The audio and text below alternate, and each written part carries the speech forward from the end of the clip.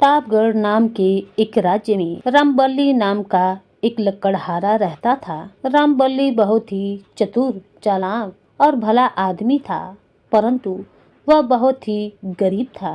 गरीबी के अवस्था में भी वह सुख और शांति से अपना जीवन व्यतीत कर रहा था। उसकी पत्नी इन दिनों गर्भवती थी। एक दिन वह अपने पति से कहने लगी, सुनिए जी, आज मुझे हलवा खाने का बहुत ही जी कर रहा है, मगर घर में तो कुछ भी नहीं है, न बेसन है, न गुड़, न घी। आप किसी तरीके से ले आओ। चिंता मत कर भाग्यवान, मैं अभी बाजार से सारी चीजें ले आऊंगा। जब रामबल्ली अपनी झोपड़ी से बाहर निकला तो सोचने लगा कि हे भगवान, मैंने तो अपनी पत्नी से सारी सामग्री लाने को कह तो दिया है, लेकिन कैसे लाऊं और कहां से लाऊं? मेरे पास तो फूटी कौड़ी भी नहीं है। फिर सोचने लगा कि चलो अपने पड़ोसी रामकीरत के पास चलता हूँ, वह मुझे कुछ जरूर पैसे उधार दे देगा। जब रामबल्ली रामकीरत के पास पहुंचा तो रामकीरत ने कहा, अरे रामबल्ली, तुम आओ आओ। और भाभी कैसी हैं? सब तो ठीक है भाई, बस कुछ रुपयों की जरूरत आन पड़ी थी। मैं सोचा था कि तुमसे रुपए ले लूं, बाद में फिर रुपए तुम्हें चुका दूंगा। पड़ोसी रामकीरत मन ही मन में सोचने लगा कि यह गरीब आदमी भला कहाँ से मेरे रुपए चुकाएगा। इसे कुछ रुपए भी अगर दे दूं तो इससे वापस लेने की उम्मीद छोड़नी पड़ेगी। ये सोचकर रामकीरत बोला, देखो मित्र, तुम तो बड़े ही बुरे वक्त में आए हो। वैसे तो मैं राजा का महावत हूँ, पर मैं भी तुम्हारी तरह ही गरीब हूँ। आजकल हाथ बहुत ही तंग चल रहा है। अब मैं अपनी हालत तुमसे क्या बताऊँ भाई। आज अपनी पत्नी का भी मन कुछ मीठा खाने का हो रहा था, मगर मेरे पास फूटी कौड़ी भी नहीं है कि मैं उसके लिए कुछ मीठा बाजार से ला सकूं। ओह, तब तो मैंने नाहक ही तुम्हें तकलीफ दे दी। चलो अच्छा, अब मैं चलता हूँ। तभी कुछ ही देर में रामकीरत की पत्नी की आवाज अंदर से आई, ए जी सुनिए, खीर बनकर तैयार है। रसोई घर से आती हुई पत्नी की आवाज सुनकर एक बार तो महावत घबरा गया, मगर तुरंत वह स्थिति को संभालते हुए बोला, अच्छा मित्र, लगता है कि मेरी पत्नी ने शायद खिचड़ी बना ली है। पेट भर के मिले ना मिले, मगर आधे पेट खा कर के ही संतोष करना पड़ेगा। क्या करे मित्र, मजबूरी है। इसके बाद रामबल्ली उसके घर से चला गया। रास्ते में चलते समय रामबल्ली सोचने लगा कि रामकीरत मुझे कुछ देना नहीं चाहता था, इसलिए गरीबी का दिखावा कर रहा था। उसके रसोई घर से भीनी भीनी खुशबू आ रही थी। जरूर उसकी पत्नी ने खीर बनाई थी। वह अपने ही विचारों में डूबा हुआ था और सोच रहा था कि अब क्या करूं, क्या करूं, किसके पास जाऊं, कौन देगा उधार। लगता है कि पत्नी की इच्छा मैं पूरी नहीं कर सकूंगा। चलते चलते रामबल्ली की नजर एक बहुत ही खूबसूरत घर पर पड़ी, जिस पर बहुत ही अच्छी सजावट हो रखी थी। एक निकट से गुजरते हुए राहगीर से रामबल्ली ने पूछा, भाई किसका मकान है ये? आज यहाँ पर इतनी सजावट क्यों है? राहगीर ने कहा, अरे तुम्हें नहीं मालूम, ये नगर प्रसाद शंभू सेठ जी की हवेली है। विवाह के 15 साल के बाद सेठ जी के यहाँ पर बेटे का जन्म हुआ है। अब ऐसी धूमधाम में खर्चा नहीं करेंगे तो कब करेंगे भला। इसके बाद राहगीर ने आगे कहा, आज सेठ जी के लड़के का जन्म हुए 5 दिन हो गए हैं। कल छठी की पूजा की जाएगी, नामकरण होगा, मगर ये सजावट और धूमधाम तो कई महीनों तक चलेगी। ये सब सुनकर रामबल्ली मन ही मन सोचने लगा कि कल होगी दावत, मगर आज मेरी पत्नी का हलवा खाने का मन हो रहा है। रामबल्ली मन ही मन में कुछ तरकीब सोचने लगा। कुछ ही क्षणों के बाद उसके मन में एक उपाय आया और उसकी आंखें चमकने लगी। वहां से निकलकर रामबल्ली सीधा बाजार गया और वहां से एक बेसन के व्यापारी के पास पहुंचा। उस बेसन के व्यापारी से कहने लगा, राम राम सेठ जी, बेसन की कितनी बोरियां गोदाम में होंगी। राम राम भैया, कहाँ से आए हो? मैं सेठ शंभू प्रसाद के यहाँ से आया हूँ। कल उनके लड़के के नामकरण संस्कार है ना? लड़का हुआ है सेठ जी को? अच्छा, तब तो हमारी तरफ से बधाई बोलना। और हाँ, कितनी बोरी बेसन चाहिए सेठ जी को? ये तो मुझे पता नहीं। मुझसे तो केवल इतना कहा है कि लाला सूरज भान के यहाँ पता कर लेना कि गोदाम में कितनी बोरियां हैं और थोड़ा सा बेसन नमूने के तौर पर लेते आना। देखो भाई, गोदाम में रखने का अपना तो धंधा नहीं है। इस हाथ लेते हैं तो इस हाथ देते हैं, लेकिन इतना तुम समझ लो कि 30-40 बोरियां होंगी और इतने में तो सेठ जी का काम चल ही जाएगा। और जहाँ तक तुम्हें नमूने के तौर पर बेसन देने की बात है, तो वह मैं तुम्हें अभी दिला देता हूँ। इसके बाद सेठ ने अपने नौकर को आवाज लगाई, रामू, ओ रामू, इस आदमी को 1 पाव बेसन लाकर दे दे। ये नमूने के तौर पर बेसन ले जाकर अपने सेठ शंभू प्रसाद को दिखाएगा। रामबल्ली ने 1 पाव बेसन लिया और वहां से चलता बना। इसके बाद वहां से रामबल्ली एक घी के व्यापारी के पास पहुंचा। राम राम लाला जी। जय राम जी की। घी के 50 पीपे होंगे सेठ जी? 50 क्या, 100 मिल जाएंगे। पर तू आया कहाँ से है? किसने भेजा है तुझे? सेठ शंभू प्रसाद ने। कल उनके बेटे का जन्म संस्कार है, इसीलिए पूछ रहे थे। कहा है कि खुले घी के पीपे से थोड़ा सा घी नमूने के तौर पर लेते आना। आए तो कल क्या मुझसे घी जो गया था वह मिलावटी था? जा कह दे अपने सेठ से, लेना है तो ले, ना तो ना ले। नमूना अमूना हम नहीं देते। उसकी बात सुनकर रामबल्ली हैरान रह गया और चुपचाप वहां से खिसक गया। नगर में घी के बहुत से व्यापारी थे। रामबल्ली वहां से निकलकर दूसरे घी के व्यापारी के पास पहुंचा और उसे सारी बात कह सुनाई। वो सेठ उससे कहने लगा, अरे सेठ शंभू प्रसाद ने हमें याद किया, यह तो धन्य भाग है। तुम चिंता ना करो, नमूने के तौर पर मैं तुम्हें घी अभी दे देता हूँ। और फिर सेठ ने नमूने के तौर पर रामबल्ली को थोड़ा सा घी दे दिया। इसके बाद रामबल्ली बड़ा ही खुश होकर घी लेकर वहां से चल पड़ा। इसके बाद रामबल्ली एक गुड़ के व्यापारी के पास गया और उससे भी यही बात कही कि उसे नगर सेठ शंभू प्रसाद ने उसके पास भेजा है और नमूने के तौर पर थोड़ा सा गुड़ चाहिए। सेठ ने फटाफट खुश होते हुए एक ढेली गुड़ की रामबल्ली को देते हुए कहा, अरे ये ले, जल्दी कर, ये बहुत ही चोखा गुड़ है और जल्दी जाकर बताओ कि गुड़ की कितनी बोरियां भेज दूं। जा फटाफट जल्दी लेके जा, कहीं मिठाई बनने में देरी ना हो जाए। रामबल्ली गुड़ लेते हुए वहां से चलता बना। अब हलवा बनाने की सारी सामग्री मिल गई थी।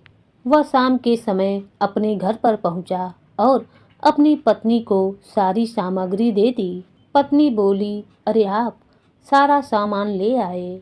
मुझे तो लगता था कि मेरे दिल की बात दिल में ही रह जाएगी। चलिए मैं फटाफट हलवा बना देती हूँ। पत्नी ने फटाफट हलवा बनाकर तैयार कर दिया। संयोग की बात है कि उसी राज्य के राजा प्रताप सेन भेष बदलकर उसी राज्य में घूम रहे थे और ठीक उसी समय लक्कड़हारे रामबल्ली के द्वार पर खड़े हुए थे और दोनों पति पत्नी की बातें सुन रहे थे।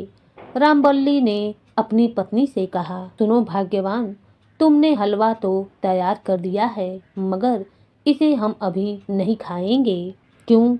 अरे वो अपना पड़ोसी है ना, राजा का महावत रामकीरत। तो तेरी इच्छा पूरी करने के लिए मैं उसके पास गया था, तो वह कह रहा था कि उसकी पत्नी की इच्छा भी हलवा खाने की है।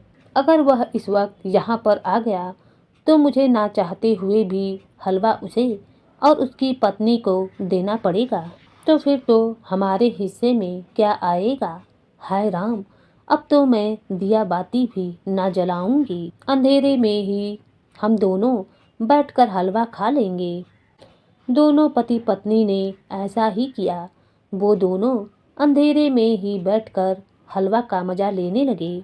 उसी क्षण राजा प्रताप सेन भी झोपड़े के अंदर दाखिल हो गया और अंधेरे का फायदा उठाकर उनके साथ बैठकर हलवा खाने लगा। दोनों पति पत्नी इस बात से अनजान थे कि उनके साथ कोई तीसरा आदमी भी बैठकर हलवा खा रहा है। राजा प्रताप सेन के आ जाने से हलवा कुछ जल्दी ही खत्म हो गया। इस पर रामबल्ली और उसकी पत्नी दोनों को ही बड़ा आश्चर्य हुआ। रामबल्ली अपनी पत्नी से कहा, अरे हलवा इतनी जल्दी खत्म हो गया। रामबल्ली की पत्नी ने तुरंत दीपक जला दिया। रामबल्ली ने देखा कि वहां पर तीसरा भी एक आदमी मौजूद है और उसे देखकर वह हैरान रह गया और कहने लगा, अरे भाई, तुम कौन हो? मैं तुम्हारा मेहमान हूँ। हलवा तुमने बहुत ही अच्छा बनाया था। लो, इसी खुशी में यह स्वर्ण मुद्रा मेरी तरफ से उपहार के तौर में रख लो। नहीं नहीं भाई, अभी तुमने खुद ही कहा कि तुम मेरे मेहमान हो और हम मेहमानों को खिलाने के लिए कोई कीमत नहीं लेते। बस दुख इस बात का है कि तुमने चुपचाप हलवा खा लिया और मेरी पत्नी के लिए हलवा कम पड़ गया। मैं बड़ी मुश्किल से कुछ न कुछ उपाय करके हलवे का सामान लाया था। उसकी बात सुनकर राजा को कुछ आश्चर्य हुआ और उसने कहा, मुझे बताओ तो तुम कैसे सामग्री इकट्ठा किए थे? राजा के प्रश्न के उत्तर में रामबल्ली ने बिना झूठ बोले एक एक बात सच सच बताई कि कैसे उसने बेसन, गुड़, घी आदि की व्यवस्था की थी। फिर बोला, अब सारा सामान खत्म हो गया है और हलवा नहीं बन सकेगा और हलवा अब नहीं बनाया जा सकता। ओह, मुझे माफ करना मित्र, मैं मजाक में तुम पति पत्नी के बीच में नाहक ही तुम पति पत्नी की इच्छा की पूर्ति में बाधक बन गया और तुम मुझसे स्वर्ण मुद्रा लेने को तैयार नहीं हो और तुमने मुझे मित्र कहा है। मेरी एक सलाह मानो, कल सुबह तुम महाराजा प्रताप सेन के राजमहल में जाना। मेरे इच्छा से वो तुम्हारी कुछ न कुछ मदद अवश्य ही कर देंगे। इतना कहकर राजा प्रताप सेन वहां से चले गए। महल में आकर वे अपने राजसी वस्त्र पहने और एक पहरेदार को आदेश दिया, कल एक गरीब आदमी राजमहल में आएगा जिसका नाम रामबल्ली है। उसे बिना किसी रोक टोक के मेरे पास ससम्मान प्रस्तुत कर दिया जाए। जो आज्ञा महाराज। अगले दिन सुबह के समय रामबल्ली की पत्नी ने रामबल्ली को उठाया और कहा, आज तो राजमहल की तरफ जाना है जी। सुनिए जी, आज अब पहली बार राजमहल जा रहे हो, क्या खाली हाथ जाओगे? महाराज के लिए तुम्हें कुछ भेंट ले जाना चाहिए। अरे, हमारे पास है ही क्या महाराज को देने के लिए। अब चिंता मत कीजिए, जाइए राजमहल में, देखिए क्या होता है। और सुनिए, उनको उपहार देने की जो बात है, तो परसों मैंने एक कबूतर पकड़ा था। मैंने उसके पर काट दिए हैं पालतू बनाने के लिए। आप तो जंगल लकड़ी काटने के लिए चले जाते हैं और दिन भर मैं घर में अकेली रहती हूँ। सोचा था कि उस कबूतर से अपना दिल बहला लिया करूँगी। आप वही कबूतर महाराज को उपहार देने के लिए ले जाइए। रामबल्ली अपनी पत्नी की बात मानकर कबूतर लेकर राजमहल की तरफ चल दिया।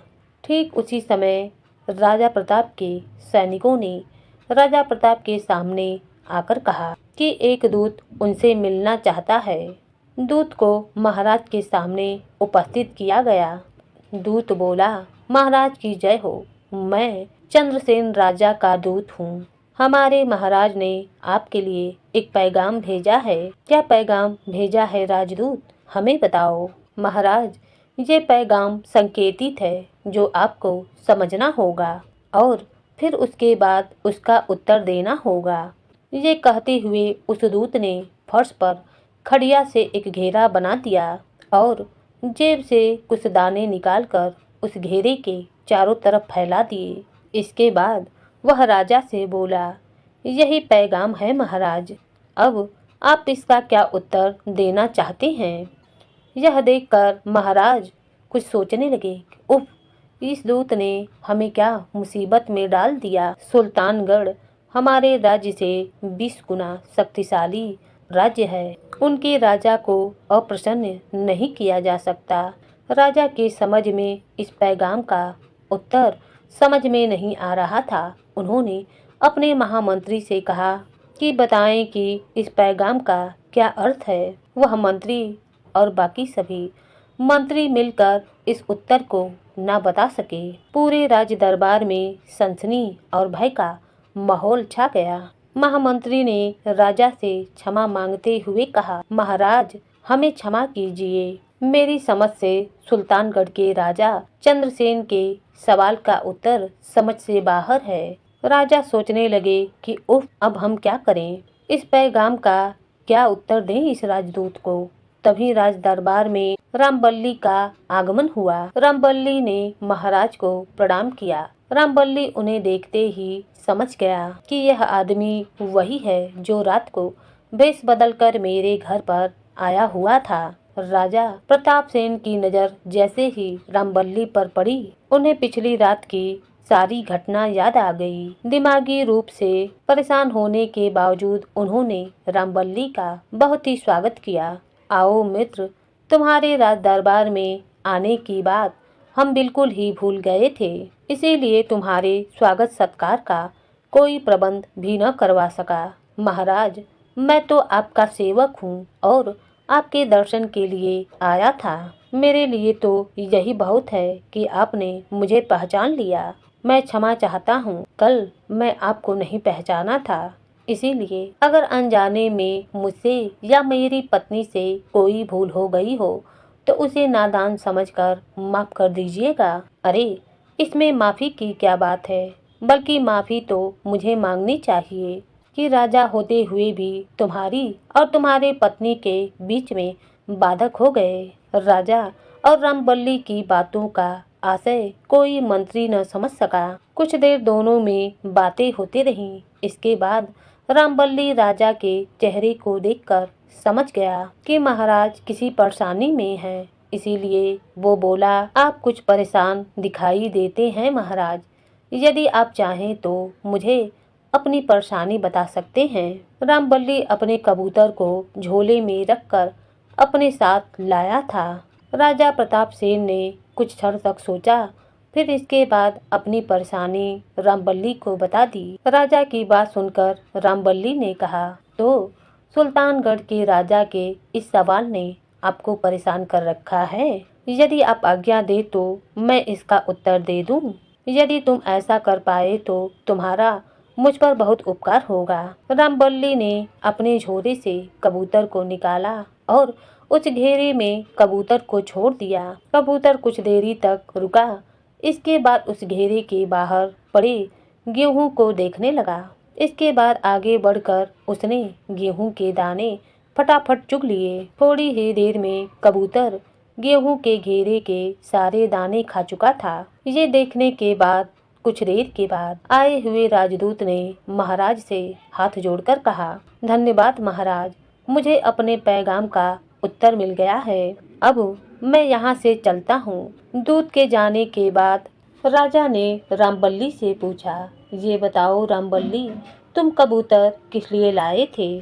महाराज, मैं इसे उपहार के तौर पर आपको देने के लिए लाया था, किंतु मुझे खुशी है कि ये आपकी परेशानी को हल करने का एकमात्र साधन बन गया। बात असल में ये थी कि मैं आपके दर्शन के लिए पहली बार आ रहा था, इसीलिए मेरी पत्नी ने मुझसे कहा कि खाली हाथ महाराज के यहाँ जाना उचित नहीं है, कुछ न कुछ भेंट उन्हें अवश्य देनी चाहिए। तो मैं यह कबूतर आपको उपहार के तौर पर देने के लिए ले आया। राजा ने बड़ी खुशी से रामबल्ली का ये उपहार स्वीकार किया। फिर कहने लगे, लेकिन एक बात और बताओ रामबल्ली, तुमने सुल्तानगढ़ के राजा चंद्रसेन का क्या अर्थ लगाया और उसका जो उत्तर था तुमने क्या दिया? बहुत ही मामूली सी बात है महाराज। सुल्तानगढ़ के राजा ने आपके राज्य को गेहूं के गोल घेरे मानकर अपनी सेना द्वारा आपके राज्य को चारों ओर से घेर लेने का संदेश भेजा था और आक्रमण करने का इरादा रखते थे। मैंने कबूतर को गोल घेरे में छोड़ दिया, जिसने सारे गेहूं के दाने को साफ कर लिया और कबूतर ने ये दिखा दिया कि हमारी सेना इतनी मौजूद है और इतनी मजबूत है कि उनकी सेना को गेहूं के दानों के बराबर चुगल देगा। रामबल्ली की बातें सुनकर राजा बहुत प्रसन्न हुए और बोले, शाबाश रामबल्ली, तुम्हारा दिया हुआ उत्तर हमें बहुत ही पसंद आया और हम आज से ही तुम्हें अपना सलाहकार नियुक्त करते हैं। महामंत्री जी, आप रामबल्ली के लिए बहुत ही सुंदर भवन तैयार कीजिए। उस दिन से रामबल्ली राजा का विशेष सलाहकार बनकर अपना जीवन राजमहल में बिताने लगा।